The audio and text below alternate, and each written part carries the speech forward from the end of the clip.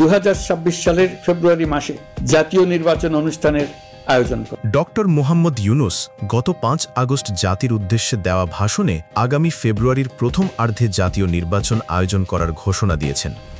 অন্তর্বর্তী সরকারের পক্ষ থেকে আমি প্রধান নির্বাচন কমিশনারের কাছে চিঠি পাঠাবো যেন নির্বাচন কমিশন আগামী রমজানের আগে 2026 সালের ফেব্রুয়ারি মাসে জাতীয় নির্বাচন অনুষ্ঠানের আয়োজন। পরবর্তীতে প্রধান নির্বাচন কমিশনারও প্রস্তুতি শুরুর কথা জানিয়েছেন। একটা ভালো নির্বাচনের আশাবাদও ব্যক্ত করেছেন। বিভিন্ন চ্যালেঞ্জ থাকা সত্ত্বেও আমরা কিন্তু আমাদের প্রস্তুতি এগিয়ে নিচ্ছি। ইনশাআল্লাহ আমাদের কোনো প্রস্তুতিতে ঘাটতি হবে না।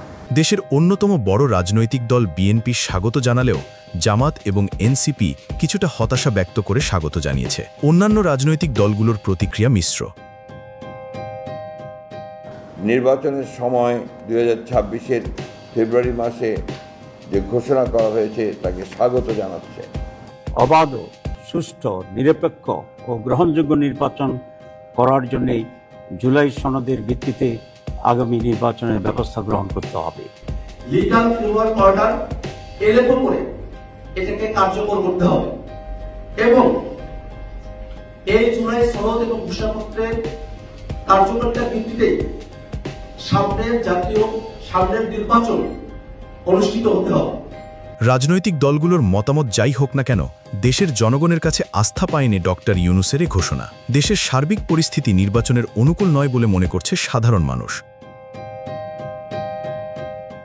অন্যদিকে রাজনৈতিক পর্যবেক্ষক মহল মনে করছে এটা ডক্টর ইউনুসের নতুন ফাঁদ। আসলে তিনি নির্বাচন দিতে চান না। দেশের নৈরাজ্যকর পরিস্থিতিতে জন অসন্তোষের চরম প্রতিকূল অবস্থায় পড়ে যাওয়া ইউনুস পরিস্থিতি সামাল দিতে নির্বাচনের ঘোষণা দিয়েছেন। আসলে নির্বাচন নয়, দীর্ঘমেয়াদে ক্ষমতায় থেকে বিদেশি প্রভুদের এজেন্ডা বাস্তবায়ন করতে চান তিনি। আপাতত বিএনপিকে খুশি রেখে পরিস্থিতি সামাল দিয়েছেন। এরপর তার অনুগত জামাত এনসিপি এবি পার্টিকে দিয়ে নির্বাচন পেছানোর দাবি করাবেন, আন্দোলন করাবেন, আর জঙ্গি সন্ত্রাসী গোষ্ঠীকে কাজে লাগিয়ে দেশকে আরও নিরজ্জকর অবস্থায় নিয়ে দায় চাপাবেন আওয়ামী লীগের ঘাড়ে।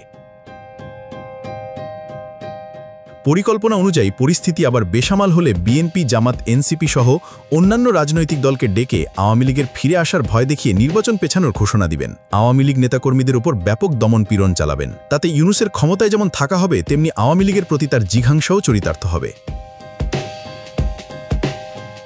ডক্টর ইউনুস আসলে চট্টগ্রাম বন্দর সেন্ট মার্টিন বিদেশি প্রভুদের হাতে তুলে দিয়েই ক্ষান্ত নন। বাংলাদেশের পার্বত্য অঞ্চল চট্টগ্রাম কক্সবাজারের একাংশ এবং মায়ানমার ও ভারতের একাংশ নিয়ে একটা আলাদা খ্রিস্টান রাষ্ট্র বাস্তবায়ন না করতে পারা পর্যন্ত যেনতেনভাবেই হোক ক্ষমতায় আঁকড়ে থাকতে চান তিনি। কিন্তু দেশের মানুষ কি তা মেনে নিবে? একমাত্র সময় দিতে পারে এর সঠিক উত্তর।